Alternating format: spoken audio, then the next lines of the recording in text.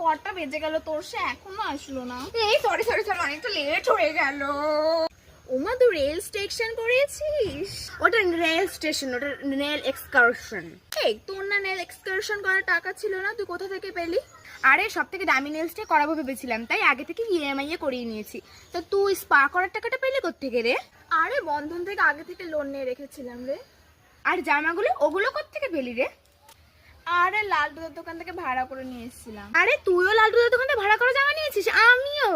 আরে ওইখানকার জামা কাপড়ের ভাড়া কম, তাই ওইখান থেকে অর্ডার করি। কিন্তু যা মরা পচা গন্ধ দেয়, বাবারে বাবা। কিন্তু সেন্ট মেরে কাজ চালিয়ে না যায়। আর মধ্যে চুলকাচ্ছে।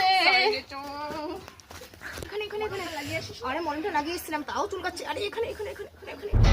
জলবা ওরে বাবা,